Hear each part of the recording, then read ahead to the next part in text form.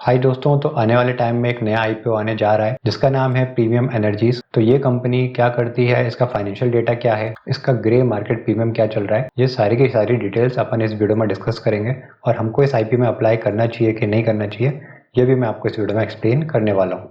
और एक वेबसाइट है जहाँ पर इस कंपनी का फाइनेंशियल डेटा गलत मेंशन्ड है, तो बाकी के यूट्यूबर्स उस डेटा को देख के वीडियो बना रहे हैं, तो वो करेक्ट डेटा भी मैं आपके साथ शेयर करूँगा। और अगर आपके पास आईपीओ में अप्लाई करने के लिए डीमैट अकाउंट नहीं है, तो नीचे मैंने 2 ब्रोकर का डीमैट अकाउंट की लिंक दे रखी है, तो उन पर क्लिक करके आप फ्री में अपना डीमैट अकाउंट ओपन कर सकते हैं। और अगर अभी तक आपने व्हाट्सएप चैनल भी ज्वाइन नहीं किया है तो वो भी ज्वाइन कर लीजिए, क्योंकि वहाँ पे भी मैं कुछ अपडेट्स करता रहता हूँ। तो अपनी ये प्रीमियम एनर्जीज जो कंपनी है, ये सोलर जो अपना इंडस्ट्री है वहाँ पर वर्क करती है। तो ये क्या करती है, ये सोलर सेल्स जो होते हैं इनको डेवलप करती है। तो जो भी सनलाइट होती है उसको जो इलेक्ट्रिसिटी में कन्वर्ट करते हैं, तो ये सोलर सेल्स होते हैं। तो ये कंपनी ये सोलर सेल्स को डेवलप करती है।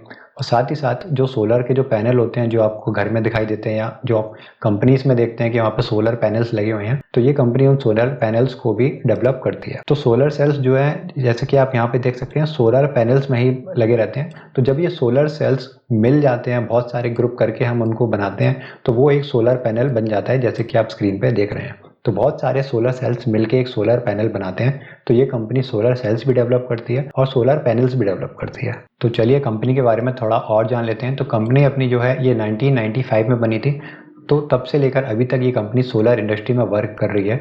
और सोलर मॉड्यूल्स और सोलर सेल्स के अलावा ये कंपनी क्या करती है, ये ईपीसी सॉल्यूशंस प्रोवाइड करती है। ईपीसी सॉल्यूशंस क्या होते हैं कि जैसे कि हम मान लेते हैं कि हम कोई हाईवे बनवाते हैं या कोई भी इंफ्रास्ट्रक्चर वाला काम करवाते हैं, तो हम ठेका दे देते हैं कि भैया तुम हमसे इतना पैसा ले लो, बस हमको माल कंप्लीट करके दो। उसमें क्या डिज़ाइन रहेगी, तुम कैसे मटेरियल लाओगे और उसका कैसा कंस्ट्रक्शन करवाना है, वो सब के सब तुम डिसाइड करोगे। हमको बस अपना जो सामान है या जो भी हम इंफ्रास्ट्रक्चर तुमको बोल रहे हैं बनाने के लिए, हमको वो कंप्लीट चाहिए। तो हमारे एंड से बस तुमको पैसा प्रोवाइड किया जाएगा और तुम वो सारी चीज़ें हमको करके दोगे। तो ये कंपनी क्या करती है, ये ऐसे ही कॉन्ट्रैक्ट्स देती है अलग अलग कंपनीज से। तो उन कॉन्ट्रैक्ट्स के बाद ये कंपनी सोलर मॉड्यूल्स और सोलर सेल्स प्रोड्यूस करती है और उन कंपनीज को प्रोवाइड करती है। और साथ ही ये ऑपरेशंस एंड मैनेजमेंट का भी सॉल्यूशन प्रोवाइड करती है। मतलब मान लीजिए किसी इंडस्ट्री में सोलर पैनल्स लगे हुए हैं या फिर सोलर से रिलेटेड कोई भी काम हो रहा है, तो उनका जो ऑपरेशन होता है, डेली ऑपरेशन होता है, या उनका जो मेंटेनेंस होता है, रिपेयर वाला काम होता है, तो ये कंपनी उन चीज़ों का भी कॉन्ट्रैक्ट लेती है।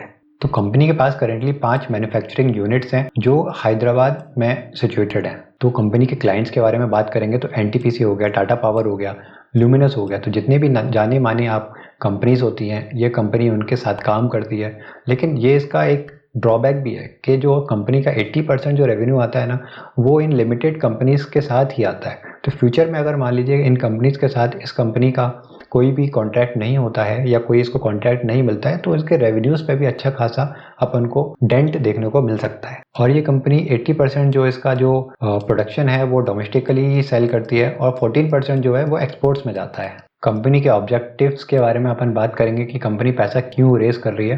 तो कंपनी की क्या है कि एक सब्सिडरी कंपनी है, तो ये पैसा लेके वो सब्सिडरी कंपनी में इन्वेस्ट करने वाली है और उस पैसे से 4 gigawatt solar PV TOPCon cells होते हैं और जो सोलर मॉड्यूल्स होते हैं 4 गीगावाट के, उन मैन्युफैक्चरिंग फैसिलिटी को डेवलप करेगी। तो कह सकते हैं कि कंपनी जो है, जो अपनी कैपेसिटी है उसको एक्सपैंड करेगी, जो भी पैसा ये आईपीओ से रेज करने वाली है। तो चलिए अब अपन इस कंपनी का जो फाइनेंशियल डेटा है वो एक बार चेक कर लेते हैं। तो यहाँ पे अपन को 2022 से लेकर जून 2024 तक का डेटा दिया हुआ है। तो जो रेवेन्यू मैं आपको बता रहा था कि जो बाकी के यूट्यूबर्स गलत बता रहे हैं, वो दूसरी वेबसाइट है। तो यहाँ पे 2022 का जो रेवेन्यू है वो 767 करोड़ है।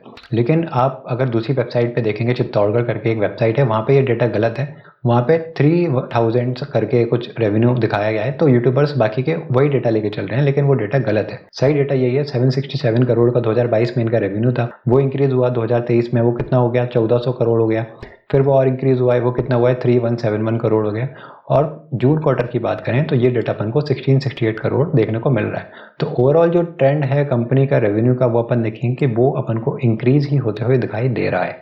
अब कंपनी के प्रॉफिट आफ्टर टैक्स की बात कर लेते हैं। तो 2022 में कंपनी को लॉस हुआ था 14 करोड़ का, और 2023 में क्या है कि कंपनी को फिर उसका लॉस हुआ था, लेकिन थोड़ा लॉस कम हुआ है 13 करोड़ का। 2024 में कंपनी प्रॉफिट में आई है, तो 231 करोड़ का कंपनी ने प्रॉफिट किया है। और अप्रैल में जून जो क्वार्टर होता है उसकी बात करें तो कंपनी ने 198 करोड़ का जो प्रॉफिट किया हुआ है। अब यहाँ पे क्या है, 2021 का डेटा नहीं है, तो 2021 में कंपनी ने जो रेवेन्यू अर्न किया था वो 737 करोड़ अर्न किया था। और वहाँ पे प्रॉफिट आफ्टर टैक्स की बात करेंगे तो कंपनी ने 25 करोड़ का प्रॉफिट आफ्टर टैक्स अर्न किया था।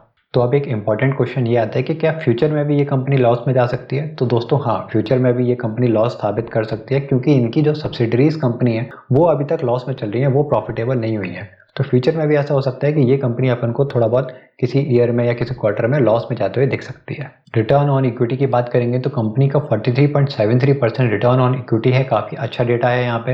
रिटर्न ऑन कैपिटल एम्प्लॉयड की बात करेंगे तो 25.65% का डेटा, ये भी बहुत अच्छा है। EBITDA मार्जिन देखेंगे तो 16% का, ये भी अच्छा डेटा है। प्रॉफिट आफ्टर टैक्स मार्जिन जो है वो 7.3% का है। कह सकते हैं थोड़ा बहुत निराश किया है, लेकिन इतना बुरा भी नहीं है, तो इसको भी हम ओके इस डेटा लेके चल सकते हैं। पर एक चीज ध्यान रखिए कि कंपनी का जो डेब्ट टू इक्विटी रेशियो है वो 2.18 है, तो कंपनी के ऊपर अच्छा खासा कर्जा है। और अपन जैसे कि ऑब्जेक्टिव से मैं देखा था कि कंपनी जो पैसा रेस करेगी वो एक्सपेंशन में यूज करेगी, कंपनी वहां से कर्जा नहीं चुकाने वाली है। तो अगर कंपनी को आगे जाके और अच्छा परफॉर्म करना है तो धीरे धीरे करके इनके फ्यूचर में अपना जो कर्जा है वो कम करना पड़ेगा।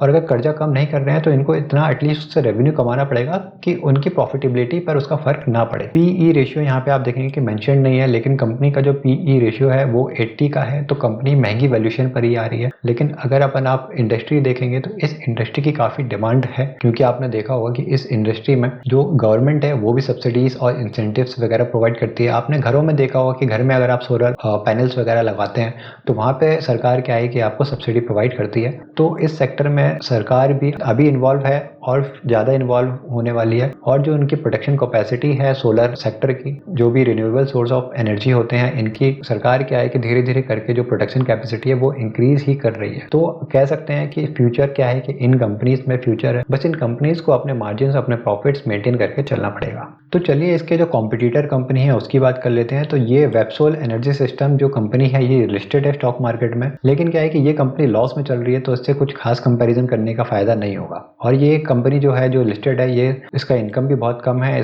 लॉस में मेकिंग कंपनी है, तो इससे अपन क्या ही कंपैरिजन करेंगे, तो यहाँ पे अपन कंपेयर नहीं कर सकते। तो ये आईपीओ है 27 अगस्त को ओपन हो जाएगा और इसकी क्लोजिंग डेट है 29 अगस्त। जो आपका अलॉटमेंट होगा वो आपको 30 अगस्त को पता चल जाएगा। जो भी लिस्टिंग होगी वो 3 सितंबर को होगी। और बात कर लेते हैं कि किस प्राइस बैंड पे ये आईपीओ आ रहा है, तो 427 से लेकर 450 के बीच में अपन इसमें अप्लाई कर सकते हैं। लेकिन ध्यान रखिए कि आईपीओ जब ओवर सब्सक्राइब होता है तो वो जो अपने कट ऑफ प्राइस सिलेक्ट किया होगा, जो सबसे हायर एंड का प्राइस होगा, सिर्फ उस प्राइस पर ही आपको आईपीओ मिलेगा। तो इस केस में भी ये आईपीओ क्या है कि ओवर सब्सक्राइब होने वाला है बहुत ज़्यादा, तो आपको 450 रुपये पर ही टिक लगाना है। और अगर आप एचएनआई कैटेगरी में अप्लाई करेंगे तो आपको 450 एंटर करना है। एक लॉट की बात करें तो एक लॉट में 33 शेयर्स होने वाले हैं।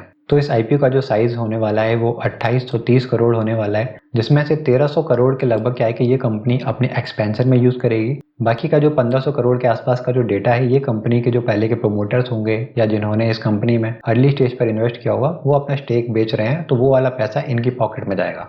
तो कंपनी के पास सिर्फ 1291 करोड़ है, ये वाला पैसा जाएगा। और यहाँ पे जो एम्प्लॉयज है उनके लिए अलग से एक कोटा प्रोवाइड किया गया है, तो एम्प्लॉयज को 22 रुपये पर शेयर के हिसाब से यहाँ पे डिस्काउंट मिलने वाला है। तो अगर आप रिटेल कैटेगरी में अप्लाई कर रहे हैं तो आपके पास 14,850 रुपये होने चाहिए। वहीं अगर आप स्मॉल एचएनआई में अप्लाई करेंगे 2 लाख वाली कैटेगरी में, तो आपके पास 2,07,900 रुपीज़ होने चाहिए। और अगर आप 10 लाख वाली कैटेगरी में अप्लाई करेंगे, जो बिग एचएनआई वाली कैटेगरी होती है, तो आपके पास 10,09,800 रुपये होने चाहिए अप्लाई करने के लिए। तो 450 रुपीज़ पर शेयर के हिसाब से कंपनी अपना आईपीओ ला रही है। और ग्रे मार्केट प्रीमियम की बात करें तो ग्रे मार्केट प्रीमियम कंपनी का 321 रुपीज़ चल रहा है। तो 71% का जो प्रीमियम अपन को अभी देखने को मिल रहा है। और जैसे जैसे इस कंपनी में अप्लाई होता जाएगा, सब्सक्रिप्शन डेटा बढ़ता जाएगा, उसी हिसाब से अपन को इस ग्रे मार्केट प्रीमियम थोड़ा और ऊपर की तरफ जाते हुए दिख जाएगा। तो 71% का मेन बोर्ड आईपीओ में अपन जीएमपी की बात करें तो बहुत ही अच्छा जीएमपी माना जाएगा, क्योंकि इस सेक्टर की डिमांड बहुत चल रही है। तो ये डेटा देखते हुए अपन कह सकते हैं कि इस आईपीओ में फुल फोर्स के साथ अपन अप्लाई कर सकते हैं। आपके पास अगर ज्यादा अमाउंट है तो आप बिग एचएनआई में जरूर अप्लाई करिए। अगर आपके पास कम अमाउंट है तो आप रिटेल कैटेगरी में अप्लाई करके चल सकते हैं। और ये आईपीओ लॉन्ग टर्म के हिसाब से भी काफी सही आईपीओ है, तो इसको अगर आप होल्ड करना चाहते हैं तो आप आगे